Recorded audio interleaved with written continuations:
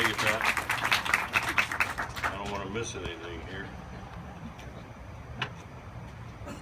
As Pat said, she called and asked me to tell some funny stories about the Loxahatchee, and I told her, hell, I don't know any funny stories about the Loxahatchee, but I lied a little bit. I do know a few. But I reminded her that there's a fine line between humor and odor. So I don't want to get into trying to, be funny. I leave those funny things to my friend Jim over there. But I told her I probably need to stick with some of the things that I really know about, or as I like to say, what really happened. As old Harry Truman once said, that the only thing new is the history we didn't know about. So maybe tonight I can share a little bit of history with you, some of the things that you might not know about, or maybe even some of the things that you've heard a little different version about. In the 1950 census, the greater Jupiter area had 313 people. Today, the town of Jupiter has got about half that many policemen. And the 2010 census tells us that the town of Jupiter has 55,126 people. Wow. And plus a few undocumented. Now, in 1952, Annalie and I got married in that little Southern Methodist church over on Park Street. And about half the people in Jupiter came to the wedding because the other half wasn't invited. And the Loxahatchee River back in the 1960s was being abused, to say the least. Up around that southeast Island Way, pretty close to Jim's house up there, in the middle of the Northwest Fork, where we have those very expensive, beautiful homes called the islands, which they are, but they used to be mangrove islands. And there's still one left down at the south end.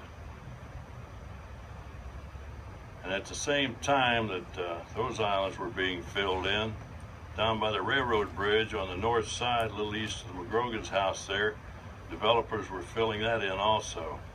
And on the south side, what is now Land's End, that was 4 foot underwater. And in April 1966, I was elected mayor of Jupiter. And in November 1966, we established the bulkhead lines in the town of Jupiter along the natural shoreline. And that stopped the filling in of the river.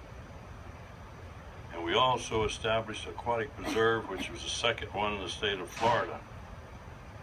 Unfortunately, it didn't stop the polluting of the river. And that brings us to the Council of Governments and INCON. 1968, I was elected to the Board of County Commissioners of Palm Beach County. And in 1969, Jupiter Mayor Bob Nichols and the town council started making plans for wastewater treatment facilities, and the developers were proposing package plants, sewage package plants, 3 of them in Jupiter and 1 in Tequesta. And at that time, we already had partially treated sewage was being discharged into the river up by the Tequesta Drive Bridge. April of 1970, that's when the 5 governments bordering the river got together. I think it's the first time that all 5 ever agreed on anything, and that was to help protect the river. Hence, the Council of Governments, which was made up of those 5 government boards, Jupiter, Tequesta, the Inlet Colony, Palm Beach, and Martin County. And it was made up of myself, Bob Nichols, Bob Sylvester, Timer Powers from Martin County, and a gentleman named Fred Balt, who was the mayor of the Jupiter Inlet Beach Colony. He is also the grandfather of one of our sponsors here tonight, Mr. Don Herring. So Don and his family have been helping protect the river for a long, long time. And April 1970 is when we formed the Council of Governments, Loxahatchee River Council of Governments. and we hired an engineer named Charles Anderson from West Palm Beach, and we also had a young attorney named Bill Wood. After about a year, the Council of Governments had drafted and proposed legislation to create the 72 square mile Loxahatchee River Environmental Control District. And this legislation was sponsored in Tallahassee by my good friend from childhood, Senator Jerry Thomas. And it was approved April 22nd, 1971. And the legislation called for the Council of Governments within 30 days after passage of the bill to appoint 5 members to the Loxahatchee River Environmental Control District Board, which we did. The first board was made up of Trudy Bernhardt, Jim Bassett, Philip Bill Lunn, John Harlow, and Charles Ingram. And that was the beginning of the Loxahatchee River Environmental Control District, alias INCON, and sometimes known as the River District. And you can see here tonight some of the many accomplishments that they've made over the past 44 years. And I'm just real happy to have been a part of all of that in the beginning. 2.5 miles of beachfront. 1967, when I was mayor of Jupiter, I was invited to a meeting by the representatives of the owners of the company was Crow Pope and Land, and they owned all of that land from Carlin Park to Juneau, and between the ocean and US 1. There's 2.5 miles of beachfront and 552 acres of undeveloped land. And they had a proposal, and they wanted my help as the mayor to get it approved. Part of their plan was to relocate to Ocean Road at 2.5 miles, 300 feet to the west. Just like down in South Palm Beach and Dade and Broward County, where they got all those condos and other things on the ocean. And I told them I could support the plan on one condition, that everything east of the new road be public domain. And needless to say, I didn't hear any more from them. But 1969, one of the first things I did as a county commissioner was to have the county engineering department place signs every 100 feet for that 2.5 miles on the east side of the road and at the crest of the dune. Those signs, each of those signs read Public Beach Access, Palm Beach County. And I gotta admit, they did look a little bit tacky because we had over 100 of those signs for that 2.5 miles. But they did, some of you remember those, how tacky it looked for a while. But they did the job, and some might call that inverse condemnation, which it probably was.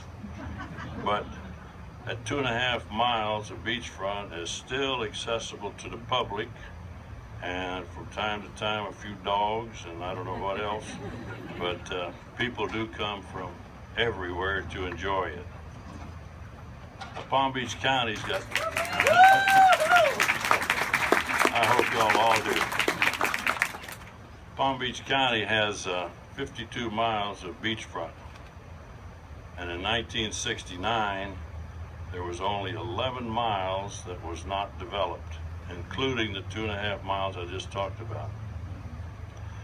So in November 1969, the county passed a $6 million bond issue to purchase beach and park property. We had 2 top priorities. One was 1 mile of beach down in Boca Raton, which is now known as Spanish River Park. And the other top priority were those properties on the south side of the Jupiter Inlet, which consisted of 5 parcels with 4 different owners. We all know this today as DuBois Park. Number 1, the key piece, was the northwest part, which was 8.9 acres, and it was owned by John and Bessie DuBois.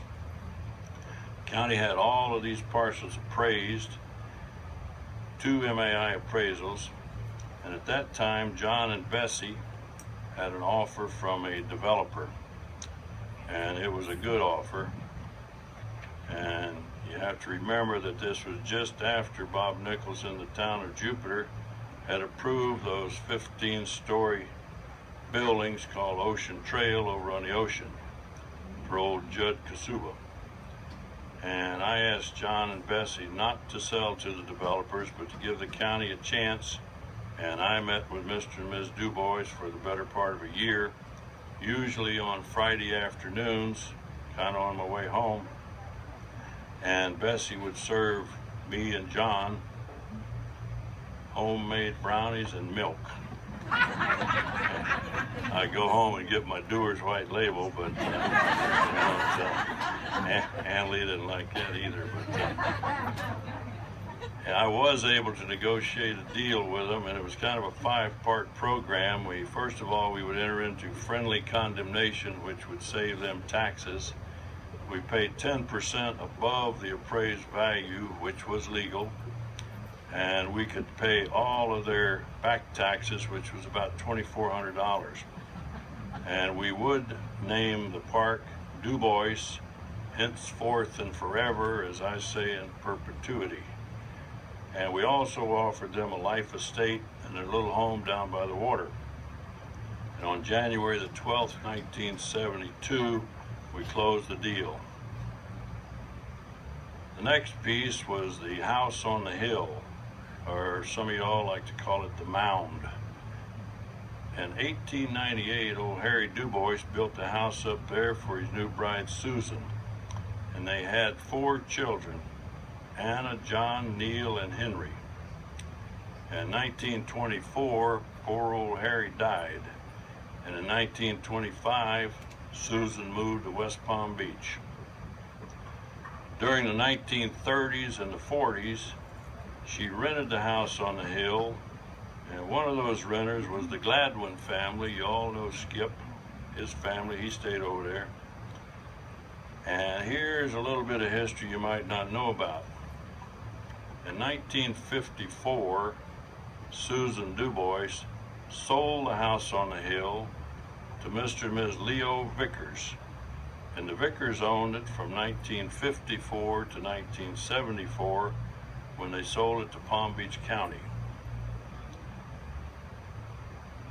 Basically the same program as John and Bessie, except that the county appraisal was for $145,000. The Vickers wanted $240,000, and it went to court, as I said, and the jury awarded $200,000. Nothing at Dubois was donated. It was 3.97 acres, and it closed on February 16, 1974. Next piece was 2.4 acres south of and contiguous to the mound, over there where the Roy Rood Pavilion and the parking lot is now. And this was owned by Neil Dubois. Now, Neil told me often that it was the best deal that he ever made. And he was a registered real estate broker for 50 years here in Jupiter, so he knew land values. It was an all cash, tax-free, and he told me that he could buy properties that he had been looking at for years. In 1973 and 74, Palm Beach County had 12% unemployed, and there was a gasoline shortage, and nobody had any money. The next piece took a little bit longer, 1975. This was the extreme southern portion. It was 7 acres, and it went down Dubois Road to the golf course over there. And this was owned by Henry and Dorothy Dubois. Dorothy was that 1950 census taker with them 313 people. And that's only 4 parcels. I told you there were 5. And let me just say right here that contrary to some rumors and newspaper articles over the years, nothing at Dubois was ever donated. Every parcel was purchased, as I said, based on appraised values, plus at least 10%, and it went through friendly condemnation and certified by the county courts. All of the Sellers were happy, and the buyer was certainly happy. The fifth parcel is a narrow strip 75 feet wide, and it's on the west side of Dubois Road, goes down to the river.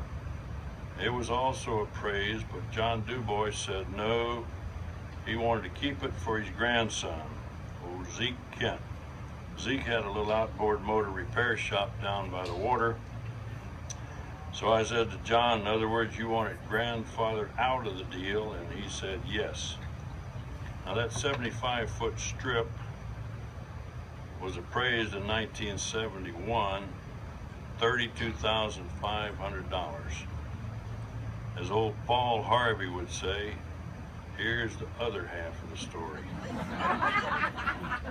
In June of 2008, the county did purchase that strip. Hang on to your seats. They paid $3.6 million. John Dubois would have been plumb happy. And that, ladies and gentlemen, are the things that really happened, and that's all my stories for tonight. Thank you very much.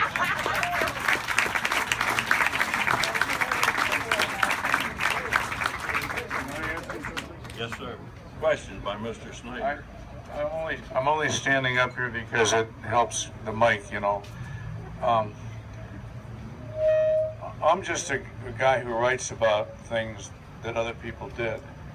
And in all my writings, I've never met anybody who has done more. Well, God bless you. For Jupiter. And I will say to anybody within earshot that I live in the best place on the whole earth. And when I realize how much of that is due to your work, it's incredible. But having said all that, I still don't think you have given yourself credit for maybe the biggest achievement of all. You haven't talked about west of the Dixie Highway Bridge. When I don't remember if you were mayor at the time or with the county commission, but at one time you told me that people were starting to fill in the land and with a plan to put condos in all. Like, in other words, if there was a little bit of a mangrove island out here and here's the shoreline, they had plans to fill in all that area, and we would have been a Fort Lauderdale without this. And can you tell these folks exactly what happened in that situation? Well, I just brushed on it. Pat told me I had 15 minutes last week, and I said, I told her, I said, hell, Teddy Pryor said Bobby Culpepper can talk for 20 minutes while he's thinking of something to say. And that's about true.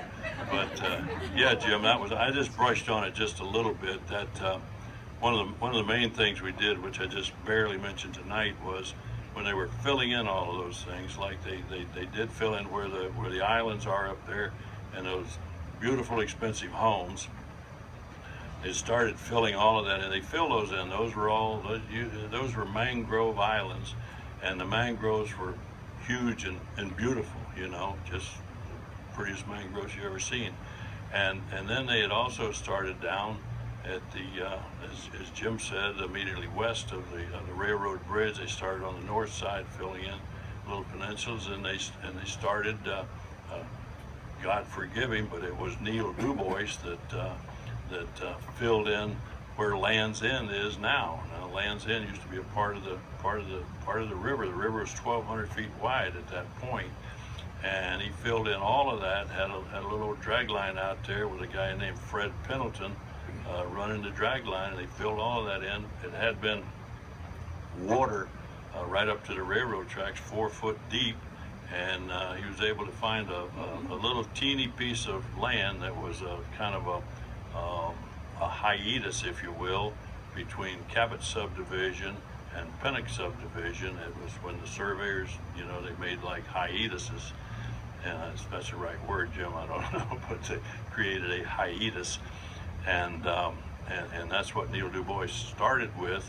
It was a little strip less than 25 feet wide and about 50 feet deep, and he acquired, back then you could acquire submerged land from the Board of Trustees in Tallahassee, and if you get their approval, you just fill in all that submerged land, you know, and that's what happened on Land's End. And the way that we stopped it within the town of Jupiter, as I said, in November of 1966, we'd hired an engineering firm, Barker, Ocean, Anderson, and we hired an engineering firm, and they came and they surveyed the borderline of the river at the natural shoreline and developed all the legal descriptions. It's about a 12-page document down in the courthouse signed by Bobby Culpepper, I think, in November 1966, and that stopped all this dredging and filling. Or like Jim said, if it would have looked just like Hollywood, Fort Lauderdale, the Loxahatchee River would have been a ditch, really. Hey, Bobby, can we call it hiatus interruptus? What is it? Yeah. That's good. See, he's a writer. He knows all this stuff. See? So I'm going to get you to write my book, Jim. No, but thank you very much, and we appreciate all of you being here and supporting this center and all the good things they do. Thank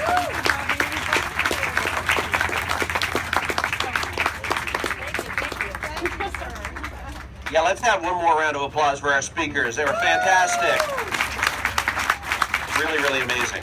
All right, we want to get everyone back inside.